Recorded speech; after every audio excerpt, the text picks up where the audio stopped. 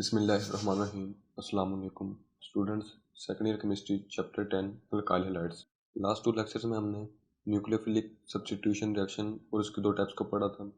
आज से हम बीटा एलिमिनेशन रिएक्शन स्टार्ट करने जा रहे हैं। बोर्ड एग्जामिनेशन के व्यू से ये चारों सवालात निहायत ही अहम हैं। तो चलिए स्टार्ट करते हैं। सबसे पहले बीटा एलिमिनेशन रिएक्शंस क्या होते हैं। डेफिनेशन पढ़ने से पहले हम इसको रिएक्शन के ज़रिए समझने की कोशिश करते हैं। सबसे पहले हमारे पास है जी एलिमिनेशन क्या होती है। एलिमिनेशन का मतलब रिमूवल, किसी चीज़ का खारिज होना, निकलना किसी चीज़ से। अब बीटा क्यों साथ लगा है, इसकी रीज़न हम डिस्कस करेंगे रिएक्शन के ज़रिए। सबसे पहले हमारे पास है जी इथाइल बोरोमाइड, जैसे कि आपके सामने है। इथाइल बोरोमाइड में बोरोमाइड पर नेगेटिव चार्ज है, बाकी इसके साथ जो चीज़ भी जुड़ी हुई है उस सब पे पार्शियल पॉजिटिव चार्ज है। कार्बन और ब्रोमाइड के दरमियान जो बॉन्ड है वो म्यूचुअल शेयरिंग की वजह से बना हुआ है, यानी कि 2 इलेक्ट्रॉन, एक इलेक्ट्रॉन कार्बन का एक ब्रोमाइड का फिर बना है। इसी तरह कार्बन और हाइड्रोजन के दरमियान जो बॉन्ड है वो भी इसी तरह म्यूचुअल शेयरिंग ऑफ इलेक्ट्रॉन की वजह से बना हुआ है। अब ऐसा कार्बन जिसके साथ हैलोजन अटैच है उसे हम अल्फा कार्बन कहेंगे, और जो दूसरा उसके साथ एडजेसेंट साथ वाला जुड़ा हुआ कार्बन है उसे हम बीटा कार्बन कहेंगे। अब अल्फा कार्बन के साथ जो हाइड्रोजन जुड़े हुए हैं उन्हें हम अल्फा हाइड्रोजन कहेंगे, और जो बीटा कार्बन के साथ हाइड्रोजन जुड़े हुए हैं उन्हें हम बीटा हाइड्रोजन कहेंगे। अब ये जो चीज़ है ये है जी लीविस बेस, क्योंकि इसके पास लोन पेयर है, नेगेटिव चार्ज है, ये एक लीविस बेस है। ये अब अटैक करेगी बीटा हाइड्रोजन पर। बीटा हाइड्रोजन पर पार्शियल पॉजिटिव चार्ज है और जो लीविस बेस है इस पर नेगेटिव चार्ज है, ये इस पर अटैक करेगी। इसके बाद अब बीटा कार्बन और बीटा हाइड्रोजन के दरमियान जो इलेक्ट्रॉन है वो अल्फा कार्बन और बीटा कार्बन के दरमियान डबल बॉन्ड यानी कि न्यू पाई बॉन्ड बनाने में मदद करेंगे। अब ये जैसे एरो से शो हो रहा है कि ये इलेक्ट्रॉन इधर शिफ्ट होंगे, और जो अल्फा कार्बन और हाइड्रोजन के दरमियान इलेक्ट्रॉन की शेयरिंग की वजह से बॉन्ड बना हुआ है वो इलेक्ट्रॉन ब्रोमीन अपने साथ ले जाएगी और नेगेटिव स्पीशी के तौर पर रिलीज होगी यहाँ से। अब यहाँ से 2 चीज़ें रिलीज हो रही हैं, पहला बीटा हाइड्रोजन, दूसरा ब्रोमीन।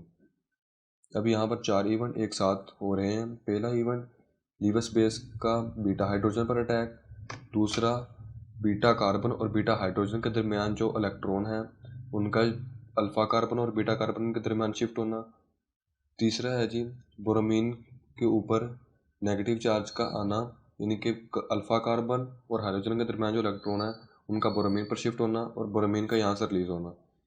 इसके बाद जो न्यू प्रोडक्ट बनेगा उसे देख लेते हैं। हाइड्रोजन और बेस के दरमियान बॉन्ड बनेगा, वो यहाँ से रिलीज होंगे। यहाँ पर जो बीटा हाइड्रोजन है वो एसिडिक है। ऐसा हाइड्रोजन जिसके ऊपर पार्शियल पॉजिटिव चार्ज हो वो एसिडिक हाइड्रोजन होता है, और हाइड्रोजन बेस पर नेगेटिव चार्ज, ये दोनों मिलकर यहाँ से Hb बना कर रिलीज होंगे, और इसके साथ ब्रोमीन नेगेटिव चार्ज के साथ यहाँ से रिलीज होगी। ये है जी इसका मैकेनिज्म। चूँकि बीटा कार्बन से बीटा हाइड्रोजन रिलीज हो रही है, इसी वजह से इस रिएक्शन को बीटा एलिमिनेशन रिएक्शन कहते हैं। ये याद रखिएगा कि अल्फा कार्बन से ब्रोमीन रिलीज होगी और बीटा कार्बन से हाइड्रोजन हमेशा रिलीज होगी। अब नेक्स्ट है जी इसकी 2 टाइप्स में इसका आ जाएगा E2 रिएक्शन और E1 रिएक्शन। आज जो हम डिस्कस करने जा रहे हैं वो है जी E2 रिएक्शन। E2 रिएक्शन में अब बीटा एलिमिनेशन रिएक्शन की डेफिनेशन देख लेते हैं। डेफिनेशन में है जी the reactions of alkyl halides in which the loss of 2 atoms और groups from the adjacent carbon atoms to give the alkenes are called beta elimination reaction. ऐसा reaction जिनमें 2 एटम्स या 2 ग्रुप्स का एडजेसेंट मतलब साथ साथ जुड़े हुए कार्बन से रिलीज होना, और रिलीज किस मकसद के लिए होना कि वो अल्कीन बना सकें, ऐसे रिएक्शन को बीटा एलिमिनेशन रिएक्शन कहेंगे। बीटा क्यों कहेंगे ये मैंने आपको पिछली की स्लाइड पे समझा दिया, क्योंकि हाइड्रोजन बीटा कार्बन से रिलीज हो रही है, इसी वजह से इसको बीटा एलिमिनेशन रिएक्शन कहेंगे।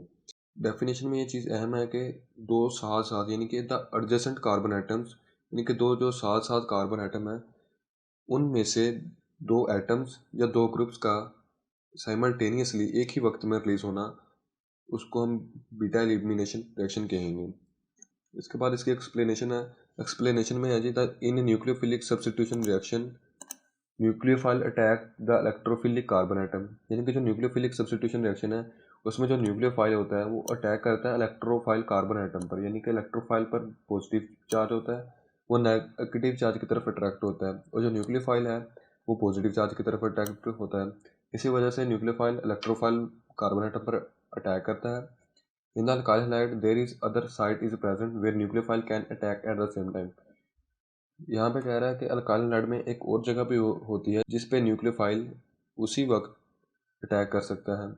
This site is electrophilic hydrogen atom attach to the beta carbon of the alkyl halide. यानी कि ये जो जगह है वो इलेक्ट्रोफिलिक यानी कि पार्शियल पॉजिटिव चार्ज वाला हाइड्रोजन वो होता है, यानी कि उसके ऊपर पार्शियल पॉजिटिव चार्ज है, इसी वजह से वो नेगेटिव चार्ज की तरफ अट्रैक्ट होगा। वो जो न्यूक्लियोफाइल है उसके ऊपर नेगेटिव चार्ज है, वो पॉजिटिव चार्ज की तरफ अट्रैक्ट होगा। Attach to the beta carbon of the alkyl halide, यानी कि ये जो दूसरी जगह है वो बीटा कार्बन के साथ जुड़ा हुआ हाइड्रोजन है। After the attack on hydrogen we get an alkene instead of a substitution product, यानी कि न्यूक्लियोफाइल का हाइड्रोजन के ऊपर अटैक करने के बाद और हैलोजन का वहाँ से रिलीज होने के बाद हमें अल्कीन मिलती है instead of a substitution product. जैसा कि हमने न्यूक्लियोफिलिक सब्स्टिट्यूशन रिएक्शन में देखा था कि एक न्यूक्लियोफाइल आता है वो दूसरे न्यूक्लियोफाइल की जगह रिप्लेस हो जाता है, ऐसा बीटा एलिमिनेशन रिएक्शन में कुछ नहीं होता। बेस इलेक्ट्रोफिलिक हाइड्रोजन एटम पर अटैक करती है और जो बोरोमीन है वो अपने इलेक्ट्रॉन साथ लेकर यहाँ से रिलीज हो जाता है। Such a type of reaction are called elimination reaction. इस किस्म के रिएक्शंस को हम एलिमिनेशन रिएक्शन कहते हैं। This reaction take place at the same time with the substitution reactions and often complete with them. ये जो रिएक्शंस हैं ये सब्स्टिट्यूशन रिएक्शन के साथ टेक प्लेस होते हैं और अक्सर उनके साथ ही कंप्लीट हो जाते हैं। अब नेक्स्ट हम E2 रिएक्शन को देख लेते हैं।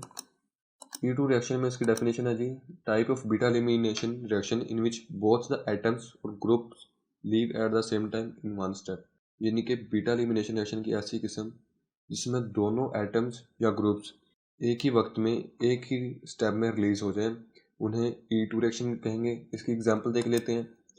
एग्जांपल में है जी ethyl bromide plus KOH। KOH alcoholic है, KOH एक बेस है। यहाँ से जो OH है वो हाइड्रोजन यानी कि बीटा हाइड्रोजन पर अटैक करेगा और यहाँ से H2O रिलीज होगा, और जो पोटाशियम बचेगा पार्शियल पॉजिटिव चार्ज वाला वो बोरोमीन यहाँ से जो रिलीज होगी नेगेटिव चार्ज के साथ उसके साथ अटैक करेगा और KBr बन जाएगा, और बाद में जो हमें मिलेगा वो होगा अल्कीन।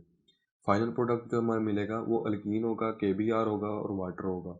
इसके बाद इसका मैकेनिज्म देख लेते हैं। Mechanism of E2 reaction mechanism में है जी इथाइल बोरोमाइड में बोरोमीन के ऊपर नेगेटिव चार्ज है और अल्फा और बीटा कार्बन के ऊपर पार्शियल पॉजिटिव चार्ज है, उन्हीं के साथ जो हाइड्रोजन जुड़े हुए हैं उन सब पे पार्शियल पॉजिटिव चार्ज है। ये एक लीवस बेस है, साथ लीवस बेस के ऊपर जो इलेक्ट्रॉन का पेयर है ये बीटा हाइड्रोजन के ऊपर अटैक करेगा, इसके साथ बॉन्ड बनाने की कोशिश करेगा, और जो इलेक्ट्रॉन बीटा कार्बन और बीटा हाइड्रोजन के दरमियान है वो अल्फा कार्बन और बीटा कार्बन के दरमियान न्यू पाई बॉन्ड बनाने में मदद करेंगे।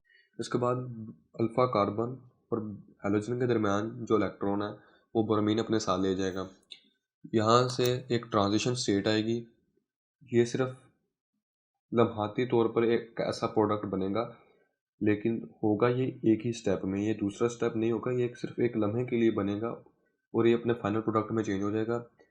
और यहाँ देखें बोरोमीन के दरमियान और कार्बन के दरमियान बॉन्ड ब्रेकेज हो रही है। बीटा हाइड्रोजन और बेस के दरमियान बॉन्ड फॉर्मेशन हो रही है। अल्फा कार्बन और बीटा कार्बन के दरमियान पाई बॉन्ड फॉर्मेशन हो रही है। इसके बाद जो फाइनल प्रोडक्ट होगा वो फाइनल प्रोडक्ट एक अल्कीन होगा, दूसरा बेस और हाइड्रोजन एसिटिक हाइड्रोजन ये होंगे, ये आपस में जुड़े हुए होंगे एक मालिक्यूल या कंपाउंड की शक्ल में। तीसरा जी बोरोमीन यहाँ से नेगेटिव चार्ज के साथ रिलीज हो जाएगी। ये है जी इसका मैकेनिज्म के बाद हम इसके फीचर्स देख लेते हैं। फीचर्स जैसे हमने SN1 और SN2 रिएक्शन में देखे थे बिल्कुल वैसे ही E2 रिएक्शन के फीचर्स हैं। अगर आपने E2 रिएक्शन को अच्छे तरीके से समझना है तो आप SN2 रिएक्शन को साथ इनके बराबर में कंपेयर करके समझें, कंपेयर करके पढ़ें, इससे आपको दोनों सवालात आसानी से याद हो जाएंगे। इनमें बहुत हद तक सिमिलरिटी है, बस ये है कि उसमें न्यूक्लियोफाइल एक स्ट्रॉन्ग न्यूक्लियोफाइल एग्जिस्टिंग न्यूक्लियोफाइल को रिप्लेस कर जाता है। यहाँ पे जो न्यू न्यूक्लियोफाइल है वो बीटा हाइड्रोजन को लेकर अपने साथ रिलीज हो जाता है, और जो हैलोजन है वो अपने इलेक्ट्रॉन लेकर रिलीज हो जाती है। यहाँ पे एलिमिनेशन है, वहाँ पे सब्स्टिट्यूशन है। फीचर में सबसे पहला फीचर है जी सिंगल स्टेप रिएक्शन, यानी कि ये जो रिएक्शन है वो एक ही स्टेप में कंप्लीट होगा। E2 reaction involves only single step which is slow and rate determining step, यानी कि जैसे हमने SN2 रिएक्शन में पढ़ा था कि E2 रिएक्शन में सिर्फ एक ही स्टेप होता है जो कि एक स्लो स्टेप होता है, और वही रेट डिटर्मिनिंग स्टेप होता है, यानी कि उसी स्टेप से रिएक्शन की शरह मालूम की जा सकती है कि रिएक्शन कितनी स्पीड या कितनी तेज़ी या कितने आहिस्ता से परफॉर्म हो रहा है। Base attack on acidic hydrogen, base जो है वो एसिडिक हाइड्रोजन पर अटैक करती है, and hydrogen atom is removed eight the same time in a single step which result in the formation of alkyne. ये वही बात जो मैंने आपको पहले बताई है कि बेस एसिडिक हाइड्रोजन पर अटैक करती है एक ही वक्त में, और हाइड्रोजन अपने इलेक्ट्रॉन लेकर रिमूव होता है, और अल्फा कार्बन और बीटा कार्बन के दरमियान पाई बॉन्ड बनता है। ये सारी चीज़ें एक ही वक्त में एक ही स्टेप में परफॉर्म हो रही होती हैं। ये सारे इवेंट एक ही वक्त में साथ साथ चल रहे होते हैं। इसके बाद दूसरा फीचर है जी इसका मॉलिक्यूलरिटी ऑफ द रिएक्शन, यानी कि कितने मॉलिक्यूल स्लो स्टेप यानी कि रेट डिटर्मिनिंग स्टेप में हिस्सा ले रहे होते हैं। यहाँ पे एक सिंगल स्टेप रिएक्शन है और दो मॉलिक्यूल्स यानी कि एक बेस दूसरा अल्काइल ब्रोमाइड जैसे हमने यहाँ पे यूज़ किया, या आप कोई भी अल्काइल हैलाइड दूसरा यूज़ कर लें, ठीक है। अब इसका रिएक्शन काइनेटिक्स देख लेते हैं, यानी कि ऑर्डर ऑफ रिएक्शन यानी कि किस शरह पे rate is equal to concentration of alkyl halide into concentration of base. क्योंकि दो मॉलिक्यूल एक ही स्टेप में हिस्सा ले रहे हैं तो इस वजह से दोनों की कंसंट्रेशन आएगी और वो इज इक्वल टू रेट होगा। Chemical kinetics shows that it is a second order reaction. ये पॉइंट जो छोटे छोटे पॉइंट होते हैं ये MCQ के लिए भी अहम होते हैं, इस वजह से आप इनको अच्छे तरीके से हल कीजिएगा। नेक्स्ट फीचर है जी नेचर ऑफ अल्काइल हैलाइड, यानी किस नेचर के अल्काइल हैलाइड E2 रिएक्शन को फेवर करते हैं। यहाँ पे जी usually primary alkyl halides follow E2 reaction, यानी कि आमतौर पर प्राइमरी अल्काइल हैलाइड ऐसे अल्काइल हैलाइड जिसमें ऐसा कार्बन यानी कि अल्फा कार्बन जिसके साथ हैलोजन अटैच है वो आगे फर्दर डायरेक्टली एक कार्बन के साथ अटैच हो, उसे हम प्राइमरी अल्काइल हैलाइड कहेंगे, और वो वाले अल्काइल हैलाइड E2 रिएक्शन को फेवर करते हैं। नेक्स्ट है जी इसका फैक्टर्स अफेक्टिंग E2 रिएक्शन, यानी कि कौन कौन से अनासर हैं जो E2 रिएक्शन को इफेक्ट करते हैं। The rate of this type of reaction depends upon the concentration of alkyl halide as well as the attacking nucleophile और base it complete SN2 reaction. जैसे कि पहले बात हो चुकी है कि ये जो रिएक्शन है यानी कि इनकी जो रफ्तार है वो कंसंट्रेशन ऑफ अल्काइल हैलाइड और कंसंट्रेशन ऑफ न्यूक्लियोफाइल या बेस पर डिपेंड करती है। अब जैसे जैसे उनकी कंसंट्रेशन ज़्यादा करेंगे या कम करेंगे उसी हिसाब से रिएक्शन की रफ्तार कम या ज़्यादा होगी। इट कम्प्लीट SN2 रिएक्शन, ये मैंने आपको शुरू में बात बताई थी कि ये जो E2 रिएक्शन है वो सिमिलर टू SN2 रिएक्शन है। आज के लेक्चर में बस इतना ही, इंशाल्लाह मुलाकात होगी नेक्स्ट लेक्चर में, तब तक के लिए अल्लाह हाफिज़।